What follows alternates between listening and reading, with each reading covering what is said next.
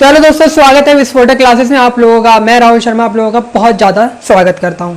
तो यार मतलब आगे बढ़ते जा रहे हैं वीडियो की जो फ्रिक्वेंसी आने की बहुत कम हो रही है, इसके लिए माफ़ी चाहता हूं। लेकिन यार रिस्पॉन्स भी अच्छा नहीं दोगे तो फिर आप समझ रहे हो क्या होगा। देखो, कोई भी चीज़ करने के लिए क्या होता है कि एक अच्छा रिस्पॉन्स मिलना बहुत ज़रूरी है, ठीक है। अगर मान लो आप कोई चीज़ स्टार्ट कर रहे हो, अगर आपको उसमें रिस्पॉन्स ही अच्छा नहीं मिले तो फिर आप करोगे उसे नहीं करोगे। तो फिर मेरा भी थोड़ा बहुत ऐसे ही मन कर जाता है कभी कभी।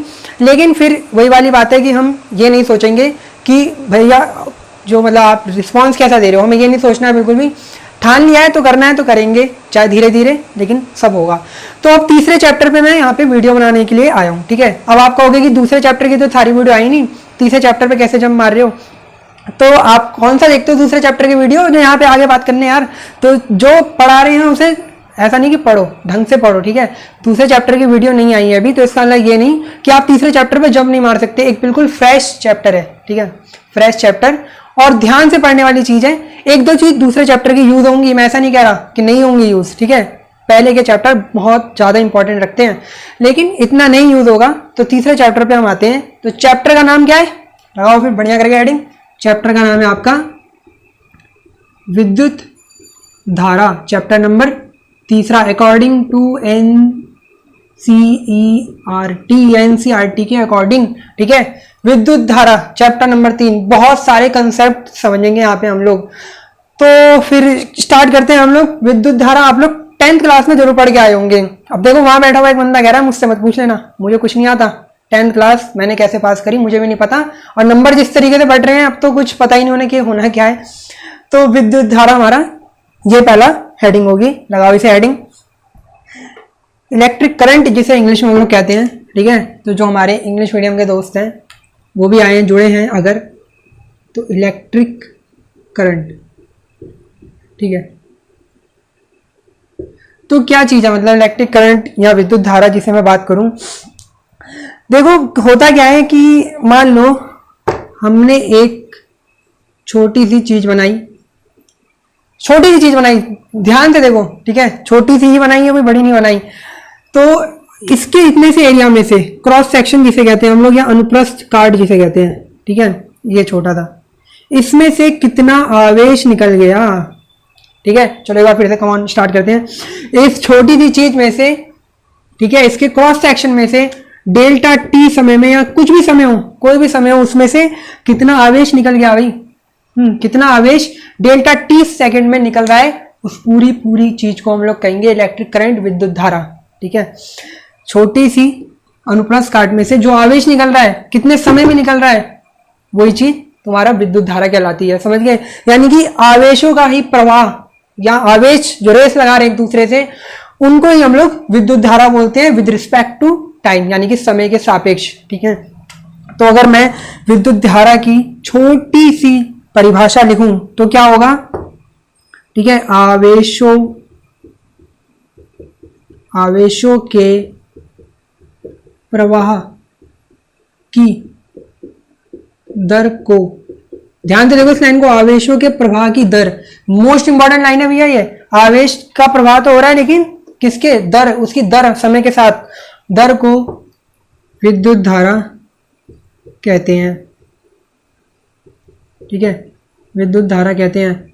कोई बहुत बड़ी चीज नहीं बताई, 10th क्लास में पढ़ के आए हो आप लोग। छोटी सी चीज है इस चैप्टर की, मतलब विद्युत धारा। तो वो बताइए आवेशों के प्रवाह की दर को, यार आवेशों के प्रवाह की दर को विद्युत धारा कहते हैं। छोटा चैप्टर, 12th क्लास में कोई नहीं पूछेगा आपसे कभी भी कि बताओ विद्युत धारा किसे कहते हैं, लेकिन पता होना चाहिए यार। मतलब कल को किसी बच्चे ने पूछ लिया कि विद्युत धारा आखिर होती क्या है, चैप्टर का नाम है, आप ऐसे देख रहे हो, होती तो थी कुछ, लेकिन नहीं पता क्या होती है। किरचॉफ के नियम पूछ लो उससे, इंपॉर्टेंट है, लेकिन विद्युत धारा मत पूछ लेना उससे। तो ऐसी बात नहीं करनी। देखो सब पढ़ना है, ढंग से पढ़ना है, मजे में पढ़ना है बिल्कुल, और फ्री माइंड होके। और मैं बार बार कह रहा हूं अपने आप को बेहतर बनाना है तो रिवीजन फिजिक्स में जरूर करना। पहली बात तो ऐसा एक बार में पढ़ लो कि भाई मतलब सब कुछ अच्छा तरीके से समझ में आ जाए, लेकिन आइंस्टाइन तो हर कोई नहीं है ना, दिक्कत तो यही है सबसे बड़ी। आपको रिवीजन जरूर करना पड़ेगा, और रिवीजन अगर आप कर लेते हो तो आप फिर हर किसी को टक्कर दे सकते हो, ठीक है। तो ये आपका विद्युत धारा हो गई। अब इसको डिनोट किससे करते हैं, तो इसको हम लोग आई से भी दिखाते हैं, छोटे आई से या कहीं बड़े आई से, वो तो आपके ऊपर है, स्मॉल आई या कैपिटल आई, दोनों में से किसी से भी डोनेट कर दो इसे, फॉर्मूला क्या होता है इसका, I बराबर dq अपॉन dt, यानी कि छोटे से समय dt में, ठीक है, कितना आवेश निकल गया इसमें से, छोटा सा समय dt में से कितना आवेश निकल गया, वही तुम्हारी विद्युत धारा कहलाएगी। समझिए। अब अगर मैं बात करूं, ये हमारी तात्क्षणिक या इंस्टेंटेनियस जिसे हम कहते हैं, ये तात्क्षणिक विद्युत धारा, आपने 11वीं क्लास में पढ़ा है कुछ, तात्क्षणिक त्वरण, तात्क्षणिक वेग, ये सब। तो इस तरीके से भैया विद्युत धारा भी तात्क्षणिक होती है। तात्क्षणिक का मतलब क्या होता है, मान लो एक जगह यहाँ पे बहुत सारी चीज जा रही है, ठीक है, बहुत देर से देख रहा हूँ उसे, बढ़िया करके जांच लिया, इधर गई उधर गई इधर गई इधर गई इधर गई इधर गई, तो ये उसकी औसत चीज कहलाती है। यानी कि हमने 2 मिनट से नजर रखी हुई थी उस चीज पे, 2 मिनट तक हमने देखा वो किधर गया, एनालाइज करा एक तरीके से उसे, और 2 मिनट के बाद बताया कि भाई उसकी एवरेज स्पीड ये थी। ध्यान से समझ आई, ये होती है एवरेज औसत। लेकिन अगर तात्क्षणिक की बात कर रहा हूं, तो मान लो वो इधर जा रहे इधर जा रहे, जिस क्षण पे, यानी कि 1 सेकंड पे मैंने उसे जो पकड़ा, वो टाइम, वो 1 सेकंड का छोटा सा भाग, वो हमारा तात्क्षणिक कहलाता है। समझ गए। देखो इस तरीके से, मान लो कोई चीज जा रही है, मैंने देखा, मैंने एक टाइम पे उसे पकड़ लिया, तो वो इंस्टेंट टाइम, यानी कि एक छोटा सा समय, वो हमारा तात्क्षणिक कहलाएगा। तो सेम टू सेम मान लो आवेश जा रहे हैं हमारे, अब मैं आवेश को देख रहा हूँ बहुत देर से, जज कर लिया बहुत तरीके से, तो वो एक तरीके से मेरी जो विद्युत धारा होगी वो होगी एवरेज विद्युत धारा। लेकिन एक टाइम पे मैंने उसे ऐसे देखा और एक समय के लिए जहां उसको देखा, वो हमारी तात्क्षणिक विद्युत धारा होगी। मतलब छोटा सा कंसेप्ट है। तो तात्क्षणिक विद्युत धारा का फॉर्मूला ये होता है, क्योंकि आपने बहुत कम समय के लिए देखा है, तो ऐसा तो नहीं बहुत कम समय में मतलब बाढ़ आ गई होगी, ऐसा थोड़ी होता है यार। छोटा सा आवेश, छोटा सा समय, बात खत्म। और फिर अगर बात करते हैं हम लोग एवरेज, यानी कि एक औसत विद्युत धारा की, तो उसका फॉर्मूला कुछ ये होगा, delta Q upon delta T. अरे क्यू छोटा बना लो, बड़ा बना लो, कोई टेंशन नहीं है यार, आवेश होना चाहिए। समझ गए। तो ये हमारे 2 विद्युत धारा के फॉर्मूले हैं, ठीक है, एक तात्क्षणिक के लिए और एक औसत विद्युत धारा के लिए। अब बात करते हैं विद्युत धारा का जो मात्रक होता है, ठीक है, मात्रक क्या होगा विद्युत धारा का। तो देखो आवेश का मात्रक होता है कूलाम, ठीक है, और समय का मात्रक सेकंड, तो कूलाम प्रति सेकंड, जिसको एम्पियर भी बोलते हैं हम लोग, ठीक है दोस्तों। तो ये हमारा पूरा का पूरा विद्युत धारा क्या चीज थी, उसके बारे में बात आई। आवेशों के प्रवाह की दर, ध्यान रखना, आवेशों के प्रवाह की दर को ही विद्युत धारा कहते हैं, और ये इसके 2 छोटे मोटे फॉर्मूले और फिर इसका मात्रक। जल्दी से करो इसे, फिर आगे और बताता हूं इसके बारे में। अब एक बहुत ही बड़ा जो सदमा लगने वाला है उस पर हम लोग चलेंगे, तो मिटा दें इसे, मिटा दिया। तो अब सदमा क्या लगने वाला है, मतलब अब आप कहोगे कि पढ़ाई से बड़ा कोई सदमा हो सकता है, तो जी हाँ हो सकता है। उसमें भी जब डाउट आते हैं तो उससे बड़ा सदमा तो कुछ है ही नहीं, जो डाउट, ठीक है। एक तो हम पढ़ रहे हैं, उससे बड़ा सदमा कुछ नहीं। उसके अंदर पढ़ के जब कुछ चीज समझ नहीं आए, उससे बड़ा सदमा कुछ नहीं। और किसी के समझाने पे भी नहीं आए, तो उससे बड़ा तो कोई सदमा ही नहीं है। तो फिर पढ़ाई किस बात की हो रही है, ये सबसे बड़ा एक कारण है, ठीक है। जो बच्चे भागते हैं, दूर भागते हैं कि नहीं करना ही नहीं, मेरे बस की नहीं है, मुझसे नहीं हो रहा। तो देखो अब मैंने बोला विद्युत धारा एक ऐसी राशि जिसमें आवेश दौड़ रहे हैं, तो आवेश दौड़ेंगे भैया, उसकी दिशा तो कोई होगी कुछ ना कुछ। तो विद्युत धारा में देखा क्या गया, विद्युत धारा अपने पास दिशा भी लेके चल रही है। विद्युत धारा के पास परिमाण भी है अपना कुछ ना कुछ। परिमाण का मतलब भैया वैल्यू, कुछ ना कुछ value, 2 ampere, 3 ampere, 10 ampere, 10,000 ampere, कुछ ना कुछ तो लेके चल रही है। तो दिशा भी है, परिमाण भी है, फिर तो भैया ये होनी चाहिए थी सदिश राशि। सीधी सी बात है, एक ऐसी राशि जिसमें दिशा और परिमाण दोनों होते हैं, तो वो तो सदिश राशि हो। लेकिन नहीं नहीं नहीं नहीं, सदिश राशि नहीं है ये, क्योंकि 11 तो पढ़ के हम लोग आए नहीं। सदिश राशि में हमें ये 2 चीज पता थी, 9th क्लास में पढ़ ली थी कभी भूले भटके, तब फिजिक्स अच्छी भी लगती थी, तो वहां पता था कि सदिश राशि इन दोनों चीज को ही मानती है। लेकिन 11th क्लास तो पढ़ी नहीं। 11th क्लास में क्या बोला गया था कि सदिश राशि इन दोनों चीज के साथ साथ एक और चीज पे भी डिपेंड करती है, वो है सदिश राशि के जो नियम है। पढ़े थे कभी? नहीं पढ़े थे, तो फिर क्या फायदा, क्या फायदा। अभी बंद करो वीडियो, जब आते ही नहीं कुछ तो बंद मत कर लेना, कहीं देख लो पूरी। तो सदिश राशि क्या होती है, ऐसी राशि जिसमें दिशा परिमाण तो हो, लेकिन वो साथ में सदिश के जो नियम है उनका भी पालन कर जाए, तभी उसे बोलेंगे कि जा बेटा तू सदिश है। विद्युत धारा नहीं कर रही थी, मना कर दिया उसने सदिश नियमों को पालन करते हुए। नोट करके लिखो इस चीज को कि विद्युत धारा जो है, विद्युत धारा, विद्युत धारा सदिश नियमों का पालन नहीं करती है। अब सदिश नियम का पालन नहीं करती, इसलिए ये सदिश राशि नहीं है। ठीक है, ये है एक तरीके से टेंसर राशि। टेंसर राशि भी आप लोगों को नहीं पता होगी तो दिमाग में डाल लो, एक तरीके से टेंसर राशि है ये। ज़्यादा डिटेल में नहीं, बहुत बड़ी क्लास में आता है टेंसर राशि, तो अभी नहीं जाना वहाँ पे हमें, नहीं तो फिर आप कहोगे कि यही नहीं आ रहा तो कहाँ बड़ी क्लासों में, मतलब कहाँ जंगलों में डाल रहे हो हम लोगों को। तो विद्युत धारा सदिश नियमों का पालन ही नहीं कर रही थी, तो सदिश राशि तो ये हो ही नहीं सकती। डाउट में आ गए होंगे बहुत सारे आप लोग। ठीक है, कि दिशा भी है, परिमाण भी है, लेकिन सदिश नहीं है। क्यों? क्योंकि ये नहीं है उसके अंदर भाई, ये क्वालिटी नहीं है। नियम जो नियम बनाया उसका पालन तो करना पड़ेगा। ठीक है, लेकिन नहीं कर रही थी, तो इसलिए सदिश राशि नहीं है, ये टेंसर राशि है, टेंसर राशि। ठीक है, अब क्यों नहीं कर रही थी ये, तो देखो क्यों नहीं कर रही थी भैया ये पालन, ध्यान से देखना है। हुआ क्या, मान लो एक तरफ 2 एम्पियर का करंट आया, ठीक है, और एक तरफ यहां से 3 एम्पियर का करंट आया, और एंगल इनके बीच 60 डिग्री का बन रहा था। ठीक है, एक तरफ 2 एम्पियर, एक तरफ 3 एम्पियर, और एंगल दोनों के बीच 60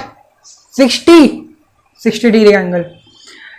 तो यहाँ पे रिजल्ट में अगर सदिश राशि होती तो लगाते 11 का formula a² + b² + 2ab cos theta √ में, लेकिन नहीं, रिजल्ट क्या दिया, टोटल 5 एम्पियर। मतलब एंगल की तो कोई औकात ही नहीं। ऐसा कैसे? इसका मतलब ये सदिश राशि नहीं है, क्योंकि सदिश राशि होती तो cos 60 की लगाता जब मैं तो कुछ अलग ही मान आता, लेकिन इसने तो सीधा उठा के अदिश की तरह जोड़ दिया। एक एक्सपेरिमेंट हुआ, मतलब इस तरीके से कि 2 एम्पियर और 3 एम्पियर को 60 डिग्री पे हमने देखा तो 5 एम्पियर आ गया। चलो दोबारा देखते हैं।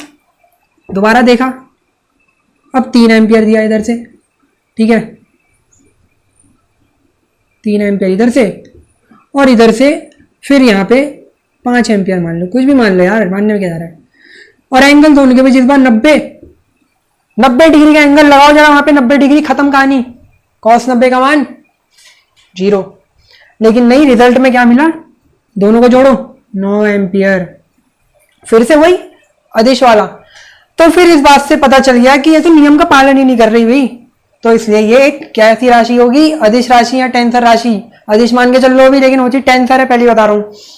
तो इसलिए ये नियम का पालन नहीं कर रही। देखो एंगल की तो कोई मतलब औकात ही नहीं छोड़ी इसने यार। सदिश होती तो एंगल बहुत ही बड़ा रोल प्ले कर देता, लेकिन नहीं करा, क्योंकि वो उस श्रेणी में ही नहीं आ रहा था। तो आगे बात क्लियर हो गई। अब एक छोटा सा न्यूमेरिकल करते हैं इसमें।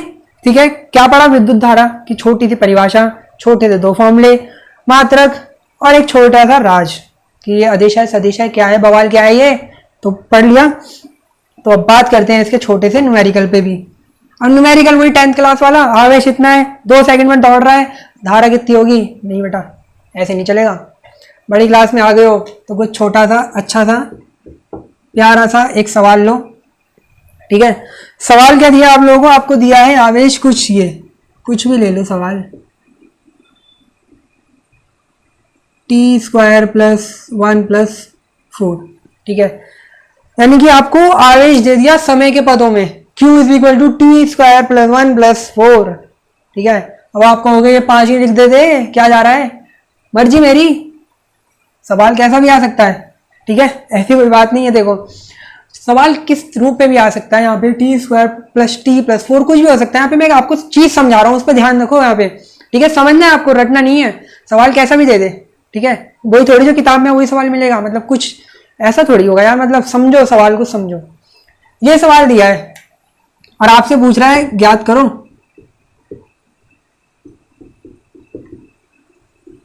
I इंस्टेंटेनियस, ठीक है, यानी कि तात्क्षणिक विद्युत धारा, और एक I एवरेज।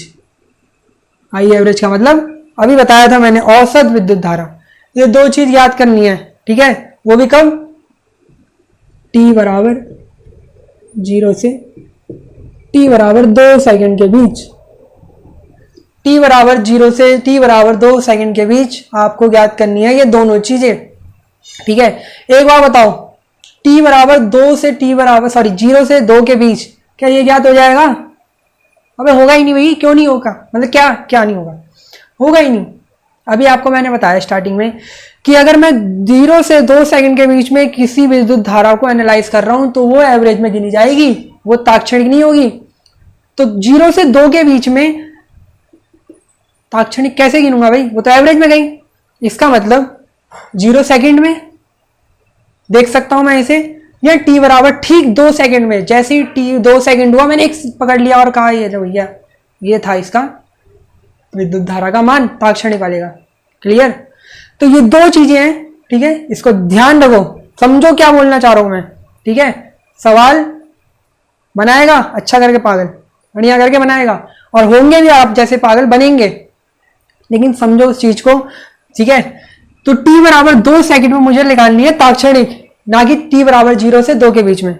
0 से 2 के बीच में निकलेगा केवल एवरेज, जो पूरा एनालाइज कर रहा हूँ मैं बैठ के, ठीक है। तो अब करेंगे कैसे, मतलब क्यों तो दे दिया, दो चीज पूछ ली, आगे बताओ करना कैसे है। तो आपको ये पता है, अब आंसर कर रहे हैं हम लोग इसका, ठीक है। अगर आपसे ये पूछा कि ये ताक्षणिक किस तरीके से निकालते हैं, तो इसका फॉर्मूला ये होता है ना, इंस्टेंटेनियस का फॉर्मूला dq/dt, dq/dt, यही तो पढ़ा है अभी फॉर्मूला। क्यों पता है, d/dt नहीं पता तो फिर तो बंद कर दो वीडियो। मतलब अवकलन नहीं पता तो क्या करोगे, समय के सापेक्ष मैं क्या कर दूंगा, इसका क्यू का अवकलन कर दूंगा, और मेरे पास ये चीज आ जाएगी निकल के पूरी।